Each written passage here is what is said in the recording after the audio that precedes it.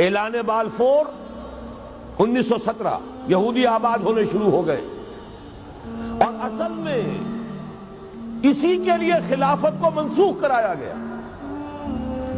سلطان عبد الحمید، اگرچہ یہ ترکی خلافت جو ہے برد بیمار کمزور، پھر بھی وہ مسلمانوں والا جذبہ اتنا تھا، انہیں بڑی سے بڑی رشوت پیش کی گئی تھی۔ ظاہر بات ہے یہودیوں سے بڑھ کر رشوت دینے والا کون ہو سکتا، جن کے ہاں ایسے بینکر ہوں جو 40 بلین ڈالر کا ایک چیک لکھ سکے۔ پھر یہ کہ ان پر سیاسی دباؤ بہت ڈالا گیا۔ انہوں نے جب تک خلافت عثمانیہ برقرار رہی، یہودیوں کو فلسطین میں آباد ہونے کی اجازت نہیں دی، کہ جو معاہدہ کیا تھا حضرت عمر نے رضی اللہ تعالی عنہ، خلیفہ ثانی نے، خلیفہ راشد نے، ہم اس کے پابند ہیں، اور ہم یہاں یہودیوں کو آباد ہونے کی اجازت نہیں دیں۔ لہذا انہوں نے اس خلافت ہی کا بستر طے کرایا، اس لیے کہ نہ رہے بانس نہ بجے بانسری، نہ مسلمانوں کی وحدت ملی کی کوئی علامت دنیا میں باقی رہے، اور نہ مسلمان کسی مسئلے پر جمع ہو کر کوئی موقف اختیار کر سکے۔ اعلان بالفور کے نتیجے میں آبادکاری شروع ہوئی۔ 1948 میں اسرائیل قائم ہو گیا، معجزہ ہو گیا۔ 1967 میں اس کی توسیع ہو گئی۔ اس میں ایک بات اور بھی عرض کر دوں، یہ سارا کس طور سے ہوا ہے کام؟ آپ نے زائنزم کا نام تو سنا ہے، صہیونی تحریک۔ خود اس کا جو بابا آدم تھا، آرڈر آف الومیناٹی، 1776 یکم مئی یہ نظام قائم کیا وائساپ نے، اور اس نظام کے تحت فری میسنری اور lodges of the great Orient قائم کیے گئے۔ یہ سارا ہتھ کنڈا وہ ابلیسی نظام، اس کی تفصیل ایک کینیڈین آتھر نے لکھی ہے کتاب میں، پاؤنز ان دی گیم۔ یہ سارا دھندا ایک شیطانی چکر ہے، ابلیسی چال ہے، اور اس کے ذریعے سے اسرائیل قائم ہوا، اور اس کی توسیع بھی ہوئی 1967 میں۔ اب یہاں تک پہنچنے کے بعد ان کے پیش نظر بقیہ دنیا کی تسخیر اور اسے فتح کرنے کا معاملہ ہے، اور سب سے بڑھ کر اسلام کی بیخکنی اور اس کا راستہ روکنا، یہ ان کے پیش نظر ہے۔ یریدون لیطفئوا نور اللہ بافواہہم۔ صورت اس وقت کیا ہے؟ یورپ اور امریکہ سے آپ مشرق کی طرف آئیے، پہلے عالم عرب ہے، عرب مسلم ورلڈ۔ مجھے یہ کہتے ہوئے سخت دکھ ہو رہا ہے، پورا عالم عرب وہ فتح کر چکے،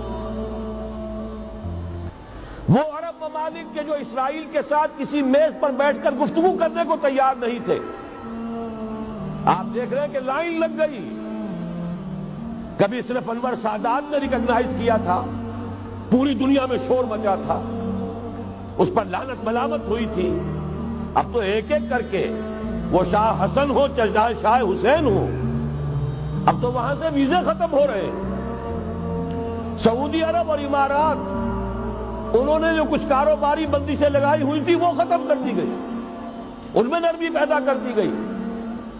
یہ صورتحال ہے کہ واقعتاً ان کی جو عالمی تسخیر کا پروگرام ہے وہ آگے بڑھ رہا ہے، اور بدقسمتی سے امت مسلمہ کا جو قلب ہے، اس امت کا قلب امیین پر مشتمل ہے۔ هو الذی بعث فی الامیین رسولا منہم یتلو علیہم آیاتہ ویزکیہم الی آخر الآیہ۔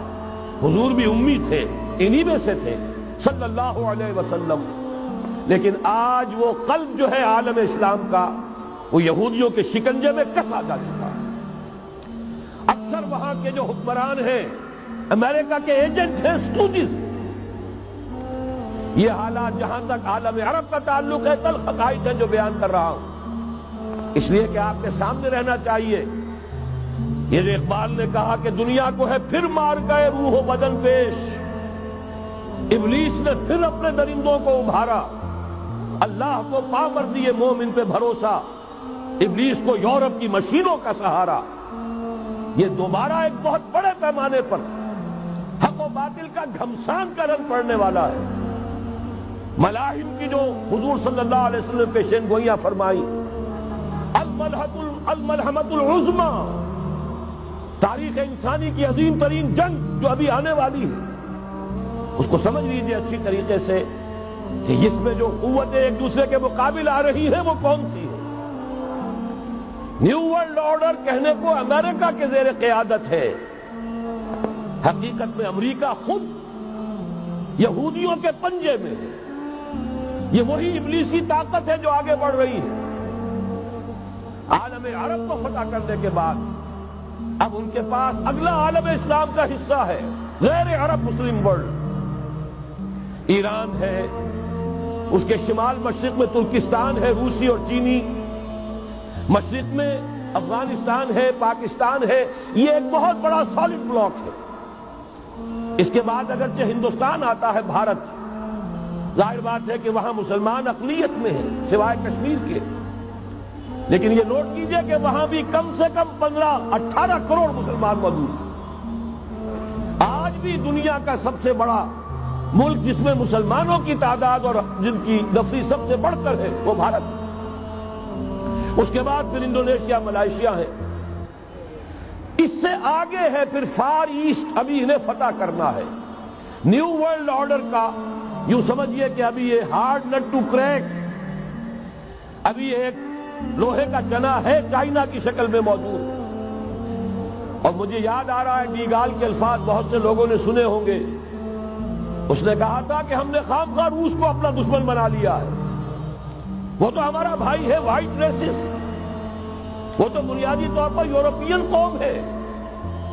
Beware of the yellow masses of the east, تمہیں گھبرانا چاہیے، تمہیں خبر لینی چاہیے، وہ مشرق بعید کے جو زرد رو لوگ ہیں، China, Indo China, Japan, yellow races. ابھی اس نیو ورلڈ آرڈر کے لیے جو فتح عالم اور تسخیر عالم کا پروگرام ہے، اس میں پہلے غیر عرب مسلمان دنیا اور پھر یہ فار ایسٹ کا خاص طور پر یلو ماسز، یہ ہے کہ جنہیں ابھی انہیں ٹیکل کرنا ہے۔